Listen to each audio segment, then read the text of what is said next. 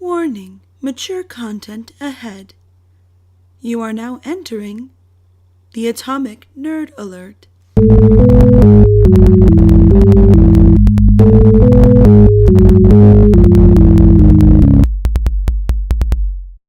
Hey guys, what's going on? It's Jordan from over at Trelauni Productions, and I got a brand new Atomic Nerd Alert coming your way. I am here with the ever-elusive, not elusive, the weirdo, Holly. Oh, so you're starting to call me the elusive one? Well, we've kind of all been elusive, but Chris has been more elusive than anything else, but you are the ever-weirdo, Holly. Yeah, but the thing is, we had reasons. Yes. So sorry that we have been away for a while. It was not intentional. Just things in professional lives came up, and we are back now, live and loud, and ready for your eardrums to make sweet, sweet eardrum babies. So, today we shall be talking about my absolute favorite show of all freaking time, The 100. Dun, dun, dun. Don't ever call it the 100. Yes, it's not the 100, it is the 100. You'd catch so much hell for calling it the 100. Yes, a lot of people do. But anyway, we cannot talk about this entire thing without giving credit to where credit is due. The lovely, lovely lady, Miss Cass Morgan, for creating this entire world for us. Even though the show is completely different from the books, and the character names are pretty much just the only thing that are similar to it. Yeah. We have to give credit to the amazing, amazing Cass Morgan for breathing life into this piece. And it's true, and congrats to her on getting book 4 in the works. Good. Kudos. But a lot of people don't realize that it was actually books before the show. Yeah, I know you had a problem with that before. I did, because at first I thought the show was before the books. And then I was told the other, and then I did a little research, and it was the books before the show. Yeah, the books typically come before the show. Always. They always do. Because otherwise it would be the exact same thing as the show, and it would be kind of like the Assassin's Creed series, where they were like, hey, we're just going to take this assassin or something like that and talk about them, like with Altair or something like that. Oh, but I love Assassin's Creed. Oh, I love Assassin's Creed. But that's beside the point. That is beside the point. Worms. Anyway, we also got to give love, a little bit of hate, not too much hate, to Jason Rothenberg. He's the showrunner. There's a lot of a shitstorm going around with J. Roth right now, which he has gone dark on Twitter because of. And we'll get to that in a little bit, because I'm still miffed about that. I understand, J. Roth. I understand what you did and what the writers did. I understand from a writer's perspective why you did it, but it could have been handled better. But anyway, if you don't know what the 100 is about, originally it was 100 people were sent down to Earth because of the nuclear apocalypse happened, and it was like 97 years into the future that after this apocalypse happened, that they find out that this place that they're living on, the Ark, is dying. So they sent 100 prisoners to the ground. They were all adolescents, because they normally would get reviewed before executed. They were 18. Yeah, they would become executed at 18 or pending review, but because of things that happened on the Ark with the resources were being used up, they did not give them a retrial or anything like that. So they sent these 100 prisoners down to the ground because they were the most suitable to see if the ground was survivable, if radiation was going to kill them or not. And I would best describe this story. The story would be best described as if you take Fallout, the video game Fallout, fuse that with Lord of the Flies and Battlestar Galactica, and you have the 100. I can definitely see Fallout and BSG, but I haven't done much research with Lord of the Flies by reading books and such, so I really Lord of the Flies was originally a novel as well, and that is about a bunch of kids that were shipwrecked, and they had to survive, and there was like a pig like something with pig, that they ended up all revolting now and everything. That you're Yeah. explaining a little bit of that, now I can see what you're meaning. That's like with season 1 with that, where they're like, whatever the hell we want, we can do whatever. That's Bellamy Blake's thing there, played by Bob Morley, who is fantastic. Completely fantastic. They have like an all-star Aussie cast. It's mainly like Aussies, Brits, and Canadians that are in the show. Like with Maria of Grapples, she's in it. She's Canadian. Yeah. We have Ricky Whittle. He's British, and then we also have Bob Morley, Eliza Taylor, Alicia Debnam-Carey, and they're the most beloved characters of the series. I know there's the lesser characters that everybody would like. They're not lesser. They're not. I agree with you full-heartedly. They are not lesser in any means. Like Christopher Larkin, who plays Monty, and then Devin Bostick, he plays Jasper. The awesome Jasper. Oh, Jasper, my heart breaks for him. Especially Raven Reyes. Oh my God, Miss Lindsay Morgan. Yeah. Oh, I would say out of all of them, I would say Jasper and Raven are the two that have gone through hell the most out of all of them. What about Clark? Well, here's why I say that. She got shot. She got paralyzed. Had surgery and everything. She's not paralyzed. She just has a bum leg. Well, she was. If the bullet would have stayed. No numbing anything, no nothing. Yeah, she's a bad. Yeah. Then here comes Jasper. Finally gets over Octavia by finding... Well, first he was originally supposed to die in season 1. In the first episode, he got speared by a grounder. And then later on, he ended up in season 2 falling for... What's her name? Maya. Maya, that's it. Falling for Maya. I mean, hardcore, even more than what he thought he was with. I think that Maya was his first love. And then all of a sudden, she died in his arms. She didn't just die, she melted in his arms. There's a difference. The radiation that happened in Mount Weather in season 2, she melted in his arms. Like putty. And she melted in more than one way in his arms. She wasn't a goo. She didn't turn into goo. Got blisters and everything, yeah. She just had severe radiation burns. And melted. Inside and out. And I can understand where you're coming from, where they seem like they have been through hell and back, but you also have to realize Clark has been through so much, and she does not owe anybody a goddamn thing. No. She stepped up to the plate as the only medic when they originally came. She went from, "Hi sir, it's nice to finally meet you," to, "Your daughter calls me daddy too." Yeah. In 3 seasons, she is, oh my God. But she sacrificed the most as well too, because she wasn't able to grieve Finn. She had like 3 months in the wilderness where she just went batshit crazy. Well, and then she's still not able to grieve Lexa either. Well, the thing is with Finn, it wasn't first love. It's coup de grace. Or anything. With Finn, though. With Finn, it was more like a boy crush. Like, she just had a crush on him. And he was the one who said, "I'm in love with you." Well, originally, from my understanding from what Cass had and then what J. Roth had ended up putting, was that Wells wasn't just her friend. It was her first boyfriend. Yeah. And she thought that Wells betrayed her, when he really didn't in the show, anyway. And he died, first off. And it was from this little girl, Charlotte, who had severe PTSD. Oh my gosh. And she witnessed Clark give Adam a coup de grace, which is a mercy killing.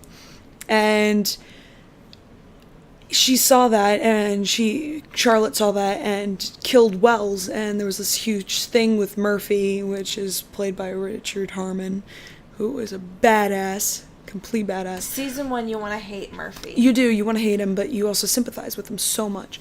But Clark has been through the ring. She lost her father, first off. Uh-huh. Like, she witnessed her father get floated, which is their style of execution.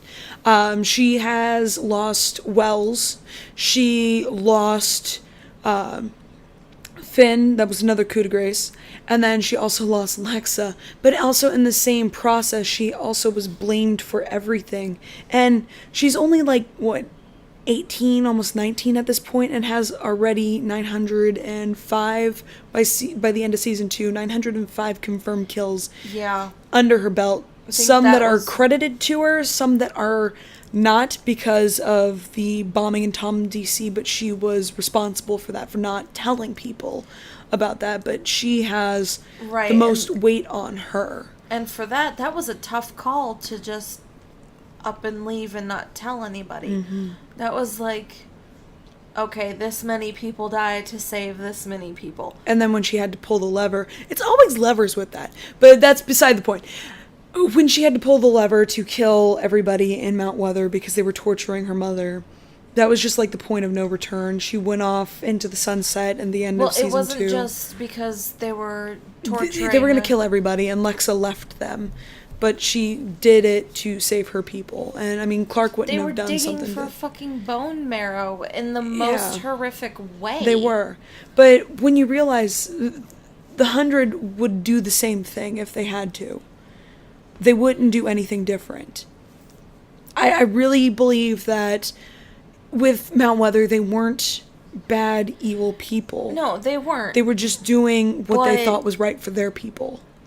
By doing the method that they were doing with the bone marrow extraction that way. When they could have easily donated it. Exactly. They could have donated it instead of taking it by force. They could have.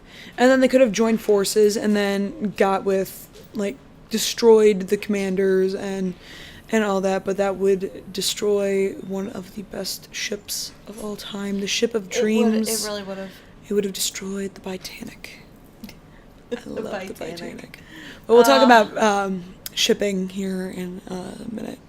But what was your takeaway from the first 2 seasons of what you saw? Well, the first 2 seasons, it was like, especially with certain characters, you see, like Octavia, she's like this delicate little flower with season 1. Mm-hmm.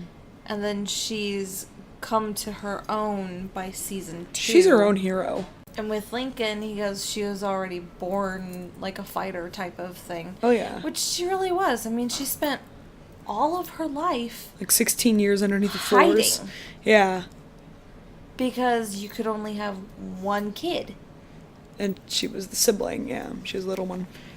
And just so many hard political decisions that had to have been made. Mm-hmm. Which you would have to hate Kane as well, too. By season 1, you really... Henry and Cusick. You really hate Kane, season 1. Season 2, you start to sympathize and understand. And yes, season 3, you love him.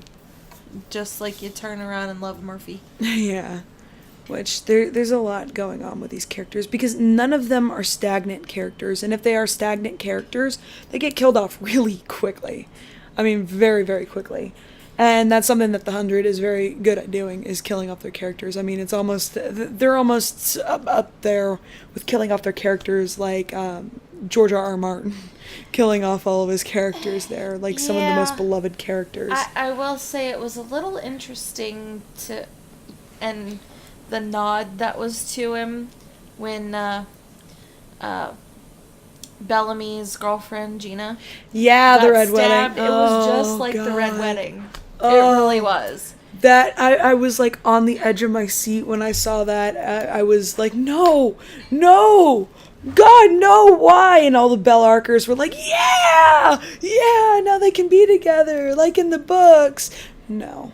Yeah, sorry. Sorry. I mean, at one point I think you said, okay, now I'm just waiting for somebody to say regards from the Lannisters. Yeah, like start playing the Reigns of Castamere or something like that. God. Yeah, that would have been awesome. But season 3 was a roller coaster of emotion.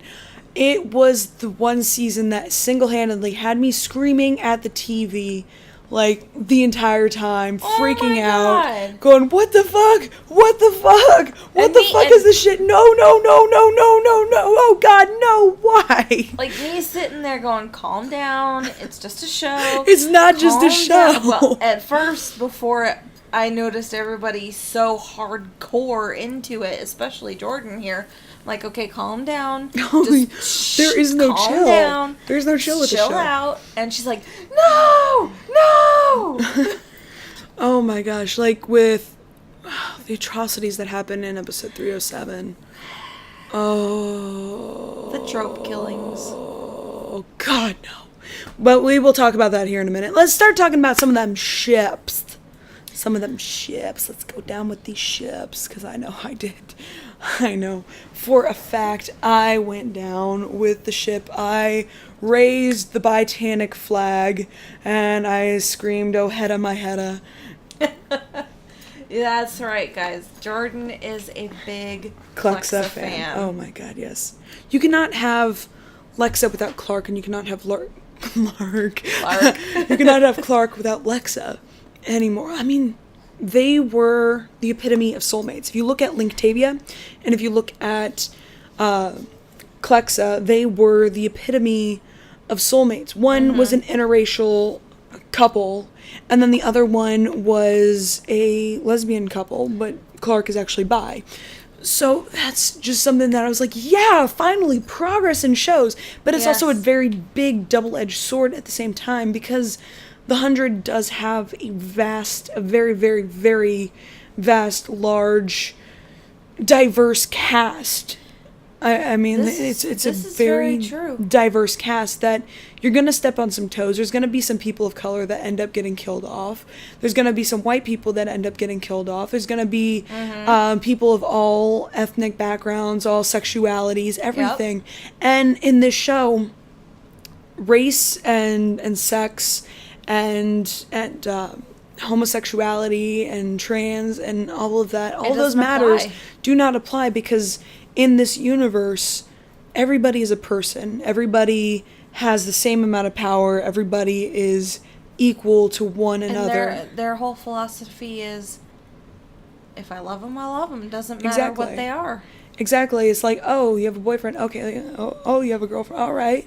You know, I mean, that's something that was like very huge, especially for me as a very out loud and proud lesbian woman, to see that as represented, that it's normal, that it's something beautiful that can happen, and that we're just as valid as everybody else. That was huge for many, many Clexa fans. And then they snuffed it out with a freaking stray bullet. And I mean, it was done in Buffy. It's for us. We do have to realize that, yes, this happens all the time, and nobody is safe, and that's part of storytelling. And we wouldn't still be talking about this today if it wasn't so damn impactful, because where all stories go to die is in difference. And Lexa became a martyr in the LGBT community, and she was one of the best characters and one of the best ships of all time, because the chemistry between Alicia and Eliza was fluid. It seriously felt like it was real. It really did. It wasn't acting at all. Like, they crossed so many thresholds there where they did not seem like they were acting.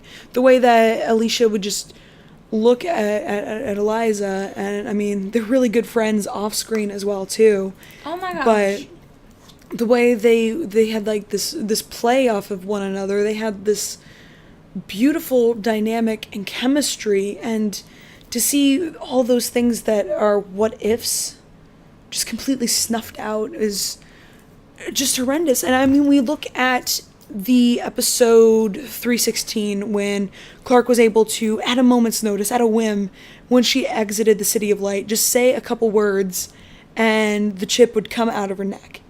I mean, if they really needed that chip, right, they could have saved Lexa. That death could have been avoided. But I also realized that, yes, Alicia had to go to another show. She was willing to come back. Yeah. And it is the storyteller's right to kill off who they feel is necessary to kill off, and that their story is done.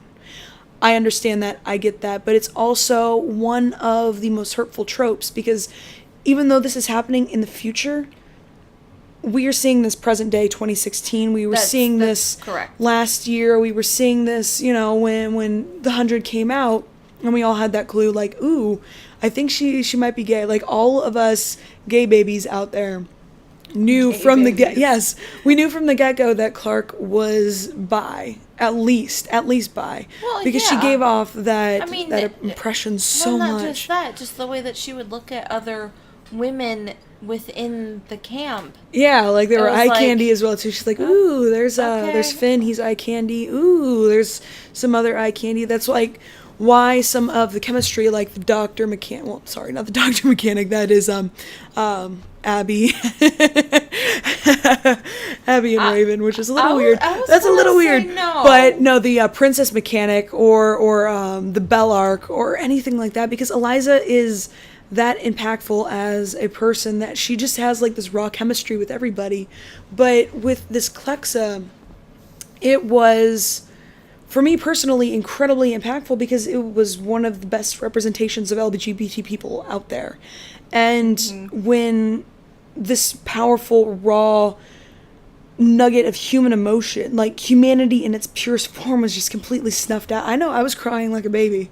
I definitely was. Ugly crying. Oh, yeah, I was ugly crying because I was just watching it and I was just baffled by how much these actresses sold that scene of, hey, this is okay, I know this is happening, I love you, without even having to say I love you. They've said I love you millions and millions and millions of times without even having to say it, and Lexa didn't feel like she could say it.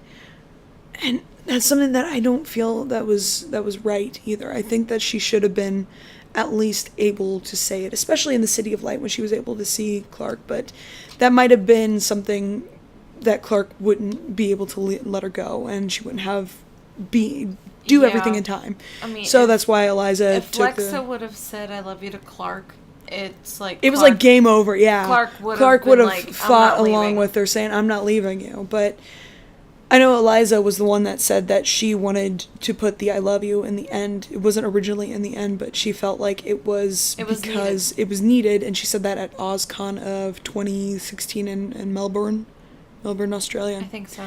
Yeah, she said that, and I was just like, oh my gosh, this is one woman that actually gets it.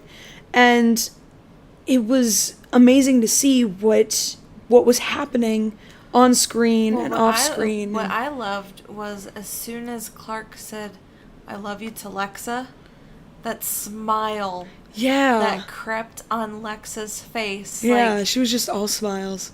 That was Alexa. Like, a lot of people were like, that's not my Heda. But that is your Heda that no longer owes anything to her people. Yes. And she finally got that maybe one day, and she got that Clark loved her more than anything, and that was something completely beautiful. But I also feel like it wasn't given enough justice. It should have been drawn out much longer. I mean, it wasn't handled properly, especially because the writers in there, I'm not sure. It almost seemed like they were rushing everything. They were rushing everything, but at the same time, they also weren't writing from an LGBT person's perspective. They didn't do their research beforehand. True. They didn't do any sort of research about this awful atrocity of a trope that is barrier gaze. And in 2016, yes, we're watching this now, and it's more relevant, especially now, because our people are dropping like flies. There's a person getting beaten because they're trans down the road. There is that mass shooting that just happened as well. That was an atrocity. 50 LGBT people were just snuffed out just because we were born the way we were. And for us, we like to not have to think about that for just at least a little bit. I know probably people of color, I can't exactly say for people of color as well because I'm a white person, but I know from an LGBT perspective that we will talk about what's going on, we will rally, we will go to Pride.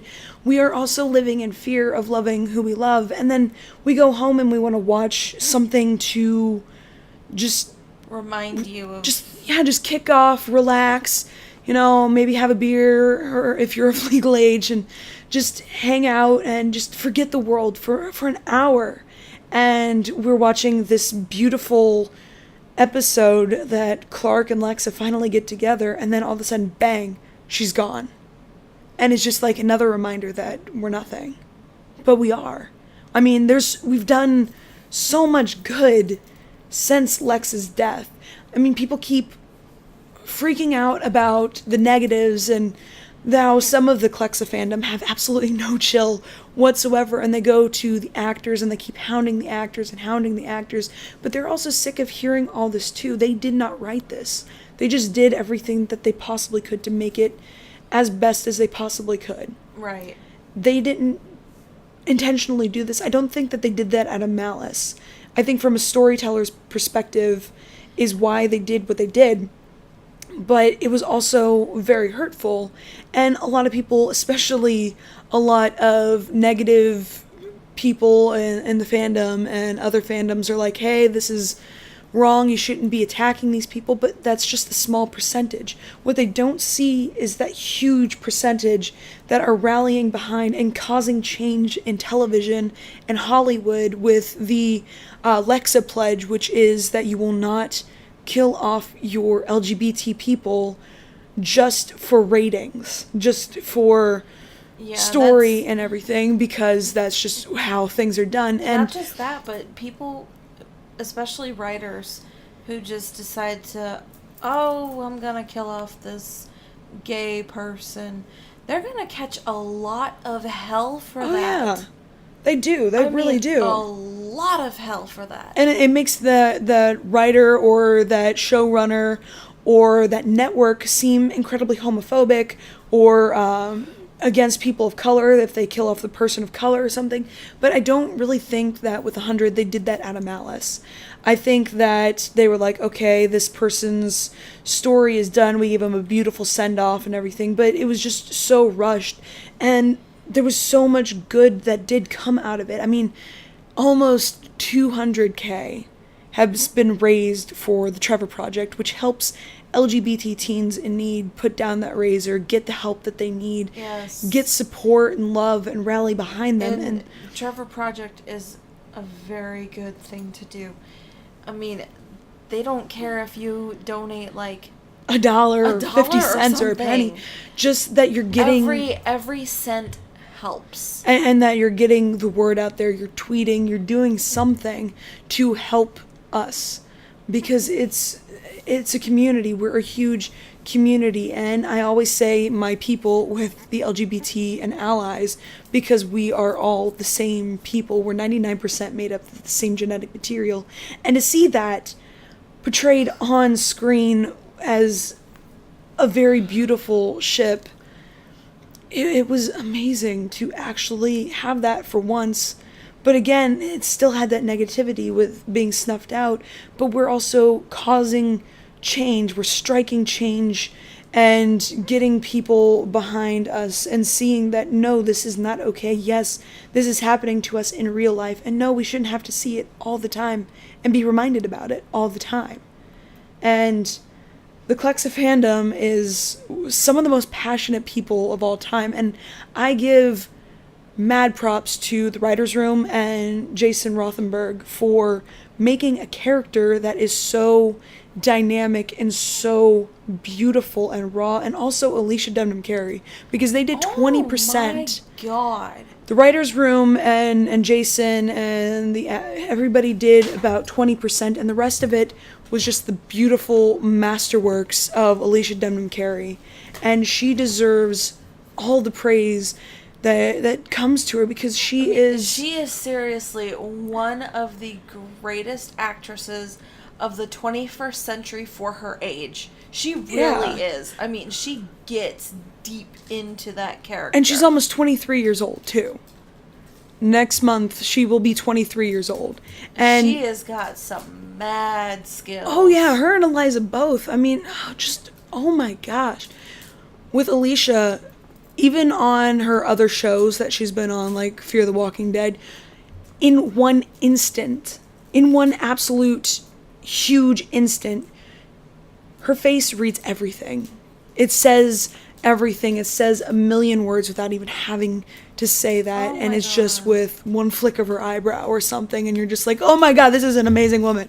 Not And just she that, is. but now that Alicia's on Fear and playing Alicia, you're just like, okay, where is Heda? Where is she? We need her.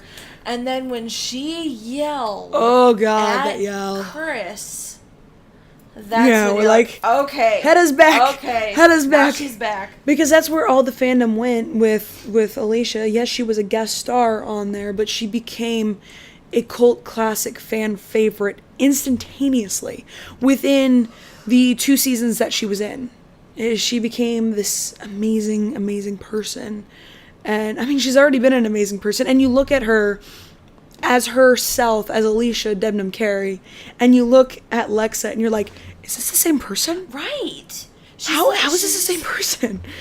Away from acting and everything, she's just this cute little bubbly person. She is a Who little is- ray of sunshine. Yes, and it's Yes. almost nauseatingly Cute. yes. And then you see her as Lexa or Alicia in Fear, And you're like, command me. You're like, You can "Whoa, command me." Is this the same person? Yes, oh Heda, my Heda.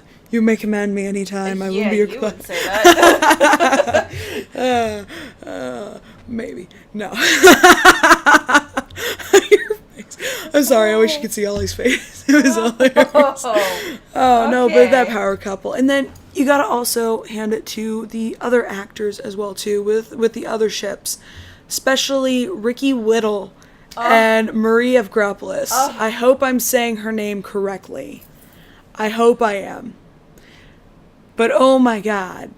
Oh my God. Oh my God. Linktavia. Linktavia. See, See, with that one, I teared up. I didn't ugly cry, but Holly was just gone. oh my She was God. gone. I mean, I was invested in that, but I see where Ricky was saying that his character wasn't used. He had like this kill order for some reason on him in season 3, and it wasn't exactly explained why. And some people can fill in the gap saying, oh, well, he went back with Octavia and he was living in the Ark, and so the commander was like, fuck you, and wanted to kill him and everything. I can see with trying to fill in the gaps on that. Yeah. But, oh, man. But the would- way that, I mean, on his freaking knees like a dog. execution style. Which, he wasn't supposed to die in that season. Ricky wanted to leave, and he had said that he wanted to leave in season 2 because he wasn't being used, like his character wasn't being used as much as it was in season 1, and he didn't like the direction of how some things were going, and he just wanted out of his contract, especially since Yeah. he also is in American Gods now. Can't wait to Which see that. I can't when wait it to gets see on that the either. air. Yeah, it's on Stars. Based off of a Neil Gaiman book. Oh, yes. I love all these based off of books, and I hope they do them justice. I really Yes. do. But that's Oh, beside yes. the point. Ricky, love you, brother. You did amazing. I applaud you for Lincoln and doing It just, oh. yeah. I'm lost just for a words. big Linktavia fan because even from season 1, Mm-hmm. when you saw that he was so drawn to her, and it was like the whole legend of the red string. Yeah, it kind of was. You could see that, and it's like all it was like 2 star-crossed lovers meeting up finally. Yeah, I could see that. They were like the legend of the string, and then also with Lexa, they were like from Symposium. Yes. Yeah. When Zeus like struck the lightning bolt, and Yeah. then the 2 people separated, and one was like searching for their soulmate all across the world, and one was from the heavens and the other from the sky. I mean, like one from the ground and the other from the heavens or something like that. But these ships, they are the ships of dreams. And there's some ships that I'm like, are you kidding me? Yeah. Some of them that I was just like, kind of like with the Bellamy and Gina, which they were cute, but I was they still were like, cute. and they killed. She was kind of a stagnant character, but she really really gave Raven a run for her money, and they're like, yeah, let's be besties and everything, and it was just so My favorite sad. couple that I could have seen actually being a couple. Maya and Jasper. Well, they were already a couple. But if I'm Maya talking. survived. I'm talking about Wick Oh. and Raven. Yeah. He liked to dip his wick in that. No, the thing is, he really, truly cared He did. for Raven, and Raven just got so closed off because she's of been Finn. hurt so much in the past that she doesn't even know what to do when another guy shows her some kind of affection. That's something that really hurts, I think, a lot of us. A lot of us in the fandom. Because I liked Wick. I wanted to see where Wick was going to go. And I hope they bring him back. Oh, I really do. Too. I truly hope that they bring Because Wick I back. really loved Wick and Raven because their chemistry together, it played off of each other perfectly. What about Mamori? Amori and Murphy. I'm sorry, that end scene when he I'm not finally... sure about them. I loved it because of that end scene in 316 when she was okay and the chip was like done, Ellie was done, and She just started. she's like freaks out. She goes, John, and he just like rushes over to, because Murphy is one of the most selfish, like you would see he is one of the most selfish characters, but he cares a lot at the same time. So seeing one of the most selfish characters that you wanted to kill in season 1 Oh, living for more than himself, for someone for else. once. It was just a beautiful, beautiful, beautiful moment. It was, Yeah. heart-wrenching. I'm not sure if I'm big on him and Amori. You would rather you see him with Bellamy. No, that's just a big old bromance going on. Romance. That, and then you also gotta realize Bellamy and Lincoln, they were also a bromance too. Yeah, but that was more season 3 That was more before. amicable with both of those two, with the way they acted. It was kind of more like like a forced upon bromance, but it... kind of. Well, with some of the facts that they had on there, it was that Lincoln and Bellamy were the same age. They were actually the same age. And it was just like a brother-in-law with his brother-in-law sort of thing. That's how I saw those two together. Yeah. But Speaking of in-laws, the Grounder wedding that took place. oh, yeah, everybody says it's the Grounder wedding, which it kind of was. It kind of was. It pretty much was. With Clark and Lexa there. I mean, when Lexa Fealty. got down on her knees with Clark's hand in hers, That was like staring I her hold dead you in the in. eyes, I hold you in. pretty much spouting off vows, Yeah. that was a freaking I Grounder swear wedding. fealty to you, Clark Sky Crew. I vow to treat your needs as my own and your people as my people. There we go. Yes. Oh, my heart. Ah. But Oh, my I heart. loved it. Remember when Clark said, "I will never bow to you"? She also was like, I'm not ready to get with you, and then all of a sudden she's all up in that girl. She's all up in that girl. But we gotta take consideration and give mad props to the singer. Yes. I In forget that what her name is. specific episode when all of the clans join up. Yeah. I When- forgot. I hate that I forgot what her name is. I know don't know Tree what her Adams is the composer that does all of that, and he wrote the song and everything, Take a Life With Me, the Grounder anthem. But I know that she is a Gaelic singer, and so it was like so much better and easier for her to sing in Grounder. And Because in some ways it was kind of similar with how... with how Gaelic it sounds, was. yeah. It's very similar to that. But, oh, man. She was a badass. And that whole entire scene was just heavy. It was completely heavy because when you realize what was really going on, uniting the 13th clan, which was never done. I mean, it was a lot of parallels from Up in Space with the 12 clans, and then Lexa is the commander of the 12 clans, and then you have that 13th clan that was rogue that broke off and did their own thing.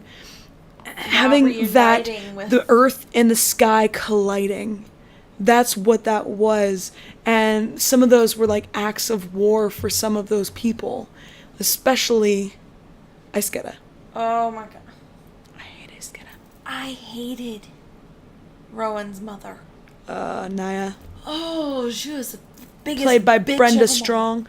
Oh my god. But she was such a badass too.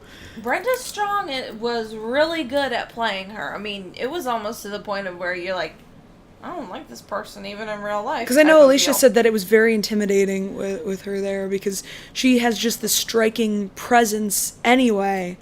And I'm wondering if her eyes were actually her real eye color. I'm not sure. That would have been really cool.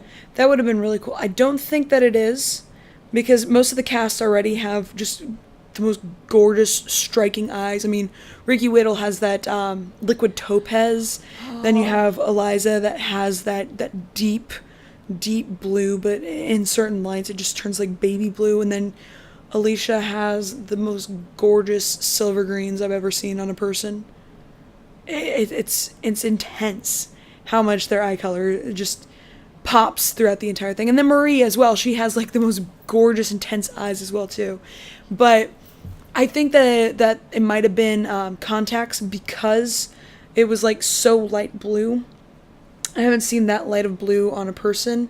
And then looking at Brenda Strong in like different pictures and such. The last person that had natural eye color, something similar to that but more violet, was Elizabeth Taylor.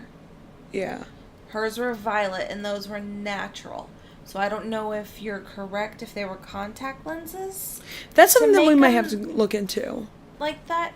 But regardless, I can that see was that a good color for... If they were actual contacts, that would be really good as a filmmaker and a videographer's point of view for saying, I am the queen of the Ice Nation. My stare is as cold as ice and I will murder you. So yes. That was like a nice little subtlety sub-point to look in the rhetoric of.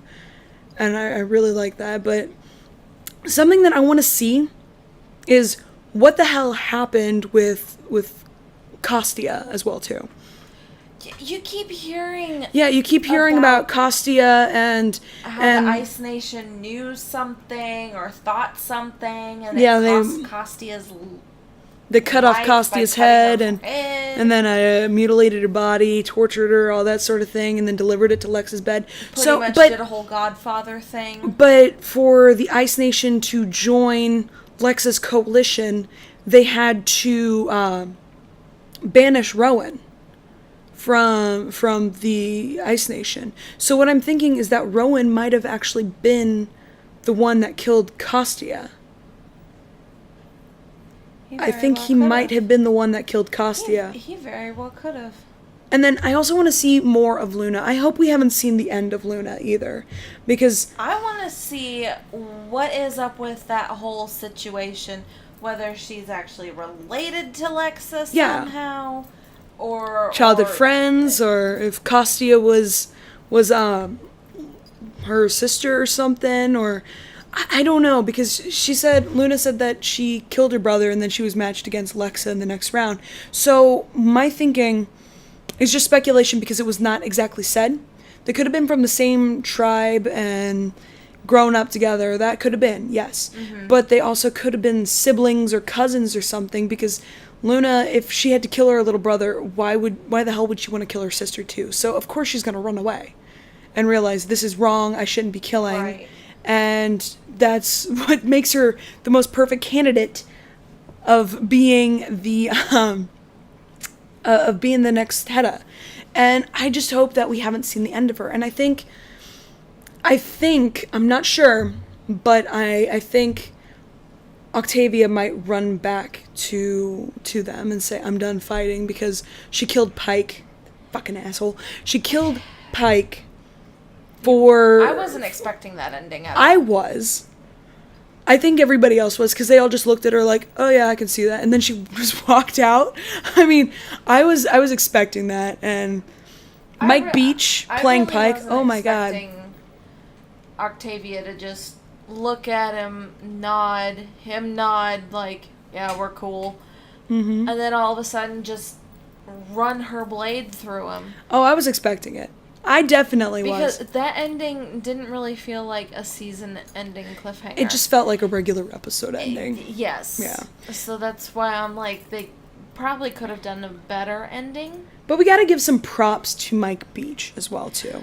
Because he pulled that shit out of his ass ever since Jason was like, hey, we're just gonna go ahead mid-season instead of killing off Lincoln at the end of the season. We're just gonna kill him off mid-season. And I think it was like episode 9 or 10. I think it was 9 that they killed off Lincoln at the end of the episode. But I can't remember. Mike Beach, like, everybody hated Pike after that. They're like, fuck you, dude. And then they were tweeting at him and everything. Those are the most radical ones. But he pulled that out of his ass. He's such a good actor to the point where he gave Pike one of the most inhuman people that we saw. We saw him with such malice and hate because of what he did to the Grounder Village and everything. But he, as a teacher, when we saw the flashbacks and everything, we're like, oh my god, he has so much humanity in him. And he gave that character so much depth. And then you look at Mike's character from when he was in Sons of Anarchy. How much depth that he gave.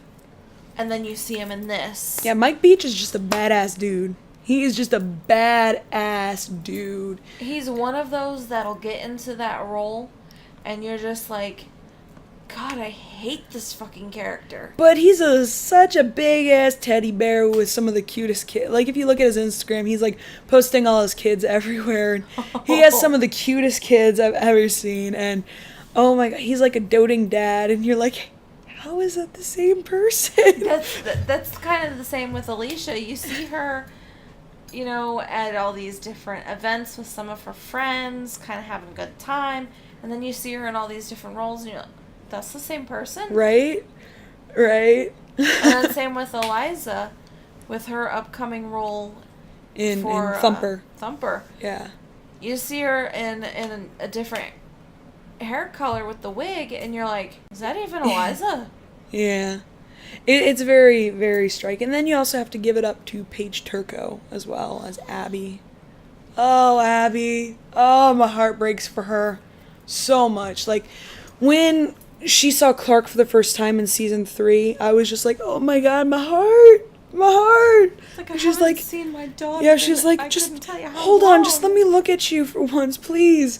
And she was just begging Clark just to stop and be your daughter just for 1 second. And then when she had to torture her, and then she realized what she did after that opening, when they just went like Allie. I know, because of Allie, but like when they went straight into that in episode 16, where she is getting this EMP pulse in the back of her neck to destroy the chip and suck it out. That was, oh my god, that acting between the two. They didn't have that much dialogue in between each other, except for no, hey, stop, it's okay, and I'm sorry. Oh my god, my heart broke. I was like almost in tears. My heart broke. I was about to say the tears. Oh yeah. Yeah. Those two actresses playing mother and daughter. Oh my god. Paige. I mean, it's such a different role for Paige than when you first see our first exposure to her in TMNT. Our first can't talk. Our first exposure to Paige was when she played April O'Neil in TMNT 2 and 3. And we're like, wait a minute, hadn't we seen her? And then just seeing different things that she's been in. Oh yeah, she has such a wide range. And that's also the same thing with Henry and Cusick, which I freaking love Cabby. I love that ship. It is the most adorable ship ever. I can see Clark going, so I'm not calling you my stepdad. I'm not calling you dad. Jake was my dad. But congratulations. I can see her doing that. Just even from season 1, you could tell that they were gonna hook up. Oh yeah. Even though Abby was still up in arms because her husband got floated. And then his girlfriend ended up getting killed in the bomb, which was really good friends with Abby. I mean, you can so see they had like this tension. You're like, yeah, they're gonna get together. Kind of like with Lexa, you're like, yeah, they're gonna get together. Or any of these ships, except for Bellark. Sorry, Bellarkers. I know you guys are still waiting, especially since it's canon in the book. That's more of a brother-sister type of relationship, especially on film. That's more like, well, she's my younger sister. He's my older brother. As a Lexa fan, I say this with a heavy heart. I get it. I get the Bellark thing. I see some of that chemistry. I do. I mean, I wanted them together in season 1 over Finn and Clark. I really did. Because I saw that chemistry and everything, and then reading the books, I ship them hardcore in the books. Because Lex is not in the books, okay? Yeah. But in the show, I kind of like him as they are, where he's just this brooding guy that is caring and charismatic about everybody, but he's also a giant puppy that is following his queen bee everywhere. And I love that. Yeah. That Clark had that more dynamic with Lexa, because it gave us LGBT people a platform to look at and to see a healthy, loving relationship portrayed on TV as well. Because, I mean, Bellark, I don't really agree with as much. It seems a little bit more toxic and kind of abusive, especially because he's like snaps at a moment's notice and blames her for a lot of things, where Lexa never did. But I also see where you Bellarkers are coming from as well. I'm not hating on you guys at all. I understand where you guys are coming from, and I say that with a heavy heart as a huge Lexa fan, that I'm like, okay, after maybe the next 2 seasons, if they get together, I might be okay with that. But Lexa is her soulmate. I don't think they will get together. Yeah, Eliza's even said that ship has sailed. I honestly don't think they'd get together.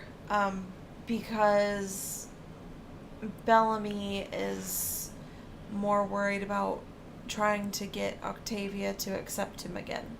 Yeah, he's more of a doting older brother. And Octavia's like, I will never forgive you for this. Which I don't blame her. I don't at all. Alright guys, I know we can go on and on and on and on and on about the 100 for forever, and we are probably going to do another podcast with the 100 a little bit later, especially after we review more footage and get into season 4. I know this was a little bit longer than you are normally used to with the 20 to 30 minutes, but there's a reason. There's a reason. If you get that reference, I love you.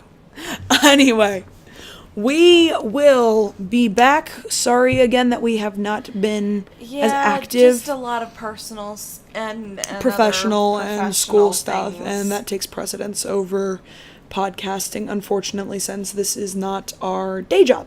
So, one day, my dream will come. Yes. I'm not even going to tell you that. You just totally fucked that up. I'm not going to say Prince because I'm gay, Holly. Come on. Anyhoodle. You could have said Princess. It still wouldn't come out that right. that right. It wouldn't. Anyhoodle. We will see all of you lovely, lovely ladies and gents elsewhere, and we shall talk to you next time. In the words of Chris, Hail Satan, and Hail Cthulhu. Out.